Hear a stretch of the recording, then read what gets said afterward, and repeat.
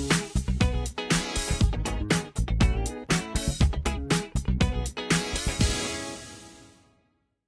Everyone. आज हम करने जा रहे हैं एक्सरसाइज 12A का question number 5, question number 9। And अगर हम इस क्वेश्चन को देखें तो यहाँ एक पैरेललोग्राम दिया हुआ है और दूसरी चीज उनकी साइड्स का रेशियो दिया है 4/5। ठीक है। और एक चीज और गिवन है कि जो स्मॉलर साइड है वो 20 सेंटीमीटर है और आपको निकालना यहाँ पेरीमीटर है। तो चलो पेरीमीटर पर बाद में आएंगे, पहले साइड्स तो निकाल लें। इस क्वेश्चन को सॉल्व करने के लिए आपको रेशियो की कुछ प्रॉपर्टीज याद होनी चाहिए। रेशियो मैंने बताया था ना कि रेशियो के क्वेश्चंस कैसे सॉल्व करते हैं, तो सबसे पहले रेशियो ही लिखते हैं। तो यहाँ पर साइड्स दी हुई हैं 4:5, तो मान लेते हैं हमारा smaller side upon larger size का रेशियो है, कितना है 4/5। अब सवाल आपको ये सोचना चाहिए यहाँ पर कि स्मॉलर को ही ऊपर क्यों लिखा है, लार्ज को ऊपर क्यों नहीं लिखा। तो इसका सीधा सा एक सिंपल सा आंसर है, क्योंकि यहाँ देखो रेशियो में न्यूमरेटर की वैल्यू छोटी है, तो फिर इस साइड भी जो दूसरी साइड होगा रेशियो का, उस तरफ भी ऊपर की ही वैल्यू छोटी होगी। ठीक है। इस वजह से हमने स्मॉलर साइड को ऊपर रखा है और लार्जर साइड को नीचे। चलो अब सॉल्व कर लेते हैं। स्मॉलर की वैल्यू तो गिवन है 20, तो यहाँ 20 रखा, नीचे लार्ज इक्वल टू 4/5। अब क्योंकि यहाँ पर क्या दिया हुआ है, नीचे हमें एल की वैल्यू चाहिए ना, तो वो तो नीचे आ रहा है। तो हम क्या करेंगे, इसका रेसिप्रोकल ले लेंगे। तो रेसिप्रोकल लेने से क्या आ जाएगा, L/20 इज इक्वल टू 5/4। और सॉल्व करेंगे तो क्या हो जाएगा, 5 × 20 / 4, कैंसल आउट हो गया 5 सर। एल आपका आ गया 25। अब साइड्स आ गई। अब आपको एक प्रॉपर्टी पैरेललोग्राम की मालूम होनी चाहिए कि अपोजिट साइड्स जो होती है ना, वो इक्वल होती है। अगर हम इसे लेके चल रहे हैं, आपका ये 20 है, ये 25 है, तो ये भी 25 होगा। क्यों? क्योंकि को पैरेललोग्राम की एक प्रॉपर्टी होती है कि अपोजिट साइड्स आपकी इक्वल होगी। तो चलो इन्हें कैलकुलेट कर लेते हैं, इन्हें ऐड कर लेते हैं। सिंपल सा है। पेरीमीटर निकालना है तो क्या करोगे, सभी को ऐड करना है ना, इसको इसको इसको और इसको। तो ऐड करो, तो पेरीमीटर कितना हो जाएगा, 20 + 25 + 20 + 25। ठीक है। 25 × 25 = 50, यानी कि 90 आ जाएगा। 25 × 50 एंड 20 × 40 यानी कि 19 यूनिट्स आपका, या 19 सेंटीमीटर आपका पेरीमीटर आ जाएगा। चलिए अब अगला क्वेश्चन कर लेते हैं। अगले क्वेश्चन, अगर हम 10th क्वेश्चन की बात करते हैं, तो यहाँ एक रेक्टेंगल दिया हुआ है जिसकी लेंथ गिवन है। लेंथ कितनी गिवन है उसकी, 18। ठीक है। और पेरीमीटर दिया हुआ है, तो लेंथ हम लिख लेते हैं आपका 18, पेरीमीटर है आपका 60 सेंटीमीटर। ठीक है ना। चलो सॉल्व कर लेते हैं। आपको अगर हम इसे x मान लेते हैं इसे, तो अब अपोजिट साइड्स तो इक्वल होती है ना, रेक्टेंगल में भी। तो ये भी है x, ऊपर वाली भी x। अब पेरीमीटर आपको पता है कि टोटल बाउंड्रीज को आपको ऐड ही तो करना है, इसका ऐड, इसका ऐड, इसका, और इसको ऐड कर लो। कितना आ जाएगा, 18 + x + 18 + x, कितने के बराबर हो जाएगा, 60 के। चलो सॉल्व करो। 18 18 36 + 2x इज इक्वल टू 60। तो 2x इज इक्वल टू 60 - 36 करोगे कितना आएगा, 4 5 3 2, और x is equal to 24/2। Basically 12, यानी कि यहाँ पर ब्रेड्थ आपकी 12 सेंटीमीटर आ जाएगी। ठीक है। चलिए अब हम बात कर लेते हैं क्वेश्चन नंबर 11। क्वेश्चन 11 की बात करें तो यहाँ क्या कहना जा रहा है, एक पैरेललोग्राम है EFGH और एंगल H जो है 60 डिग्री है। ठीक है। एंगल H आपका जो है, ये पूरा एंगल यहाँ पे हम बात कर रहे हैं, इस पूरे एंगल की बात कर रहे हैं, तो ये है आपका 60 डिग्री। ठीक है।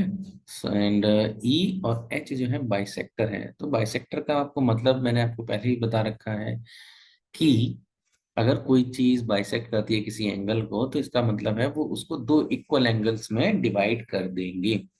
ठीक है। तो चलो सॉल्व कर लेते हैं। सो ये आपका पैरेललोग्राम है, ये तो पता ही है। एंगल H आपका 60 डिग्री है। सो पैरेललोग्राम में मैंने आपको बता रखा है कि आपको कंसेक्यूटिव प्रॉपर्टी याद होनी चाहिए, ठीक है। सम ऑफ कंसेक्यूटिव एंगल, सम कितना होता है 180 डिग्री, ठीक है। तो यहाँ पर एंगल एच प्लस एंगल ई कितना हो जाएगा आपका 180 डिग्री। एंगल एच दिया हुआ है 60 डिग्री है, तो plus angle E is equal to 180 degree. तो एंगल ई यहाँ पर आ गया 120 डिग्री।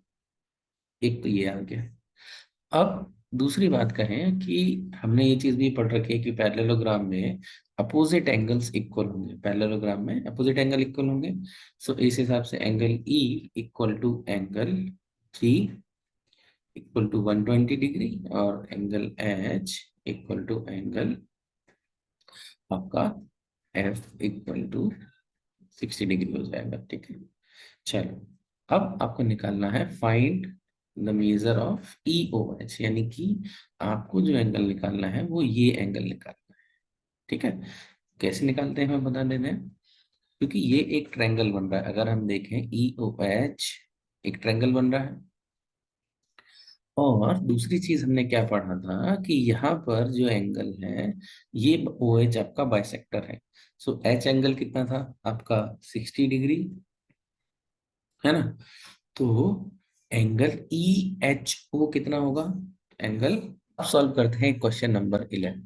इस क्वेश्चन में अगर आप देखें तो आपको एक पैरेललोग्राम दिया हुआ है ई एफ जी एच, और उसमें एंगल एच आपको 60 डिग्री दिया हुआ है, ठीक है।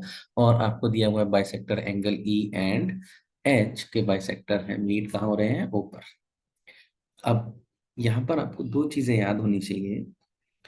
पहला चीज तो आपको ये याद होना चाहिए कि जो आपके कंसेक्यूटिव एंगल्स होते हैं उनका सम जो होता है किसी भी पैरेललोग्राम में वो 180 डिग्री होता है, ठीक है।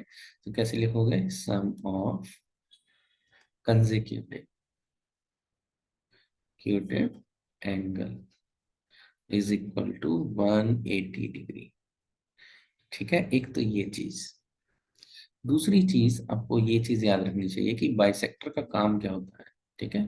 बाइसेक्टर बाइसेक्ट एंगल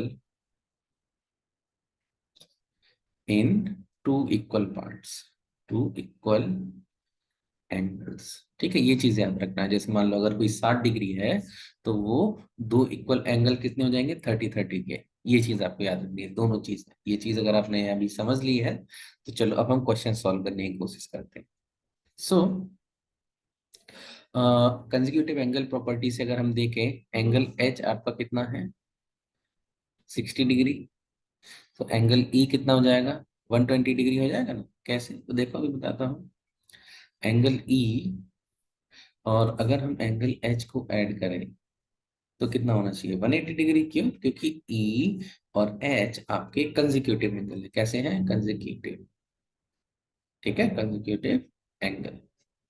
अब वहीं अगर हम बात करें एच की तो वैल्यू हमें पता है, वो कितनी है 60। So angle E is equal to 180 degree, ठीक है।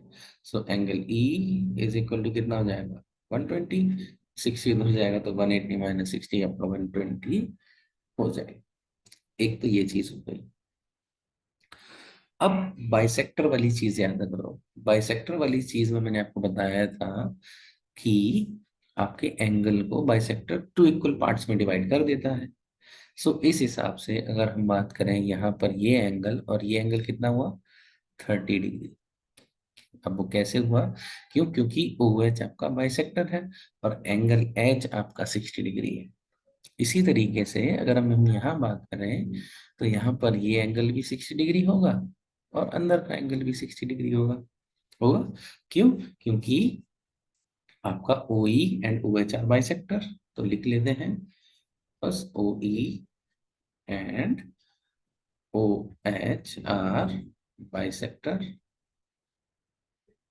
देयरफॉर आपका angle O H E equal to कितना जाएगा 30 degree and angle E O E H कितना जाएगा आपका 60 डिग्री, ठीक है, क्योंकि वो बाइसेक्टर है।